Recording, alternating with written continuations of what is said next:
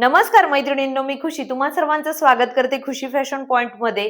आज आपण ब्लाउजची संपूर्ण शिलाई बघणार आहोत। आपण काल ह्या ब्लाउजची कटिंग बघितली, तर आज याची संपूर्ण शिलाई बघणार आहोत। शिलाई करताना काही महत्त्वाच्या टिप्स आणि ट्रिक्स मी तिथं सांगितलेले आहेत आणि तुम्ही ब्लाउजचा फायनल लुक बघा।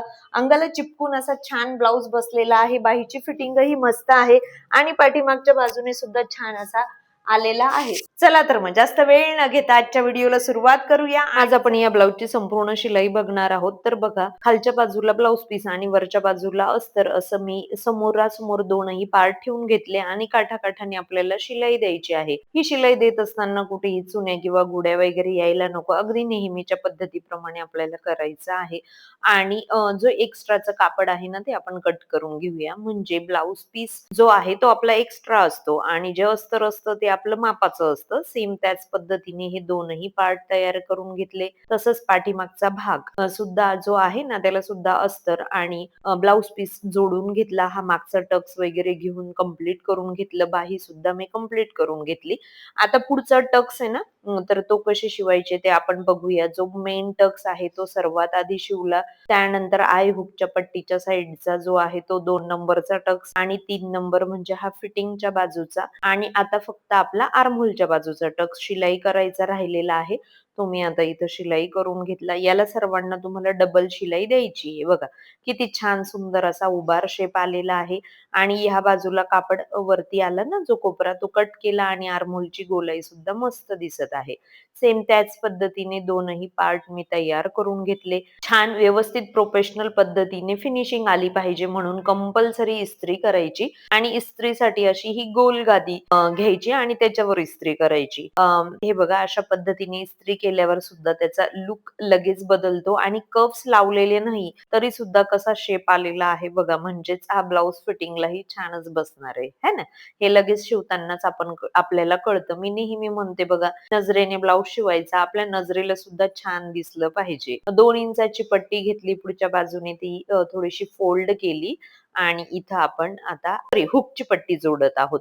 हुक पट्टी कशी जोडली गेली पाहिजे याआधी मी बऱ्याच वेळेला तुम्हाला सांगितलेलं आहे, त्यामुळे इथे खूप जास्त डिटेलमध्ये सांगत बसली नाही। आणि खालच्या बाजूला कमरेची पट्टी जोडून घ्यायची आहे। इथं सुद्धा सेम आपण 1.5 इंच रुंदीची किंवा 2 इंच रुंदीची पट्टी घेऊन तो फोल्ड करून एक दाब शिलाई देऊन आतील बाजूला फोल्ड करून घ्यायची। मी तिथं 5 नंबरची शिलाई दिली कारण आतील बाजूला मी हात शिलाई करणार आहे।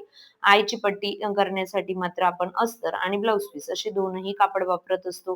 ते इथं 2.5 किंवा 3 इंच रुंदीचे घ्यायचे। त्यानंतर एक दुसरा फोल्ड करून हे बघा, इथं आपली आईची पट्टी सुद्धा तयार झालेली आहे आणि खालच्या बाजूला इथं सुद्धा आपण काय करूया, कमरेची पट्टी जोडून घेऊया।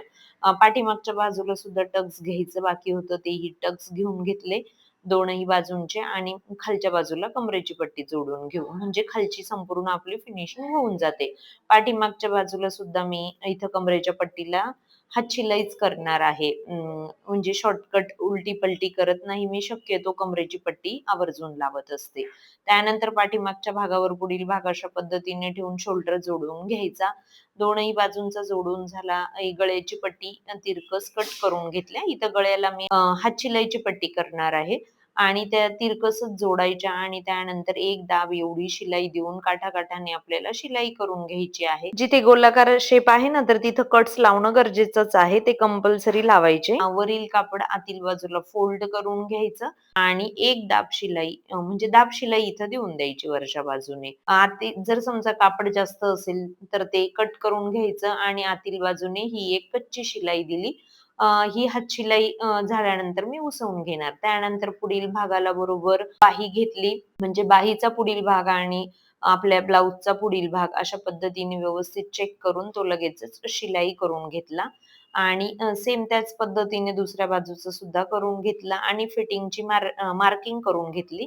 त्यासाठी कमरेचा चौथा भाग, छातीचा चौथा भाग आणि दंडघेराच्या निम्मी जे काही तुमचं मेजरमेंट असेल त्यांचं मार्किंग करून घेतलं आणि बघा, इथं ही आपली पूर्णपणे ब्लाउज शिलाई करून झालेला आहे। दोन्ही बाजूंची फिटिंग झाली आणि हा याचा फायनल लुक आहे। एकदम छान अशा फिनिशिंग मध्ये आला आहे। कशी वाटली तुम्हाला ब्लाउजची संपूर्ण शिलाई? व्हिडिओ आवडला असेल तर लाईक, शेअर, सबस्क्राईब करा आणि याचा फायनल लुक तर मी तुम्हाला आधीच दाखवला होता, त्याचबरोबर ह्या ब्लाऊजच्या कटिंगचा व्हिडिओ तुम्हाला बघायचा असेल तर इथं बाजूला दिलेल्या व्हिडिओवर क्लिक करा.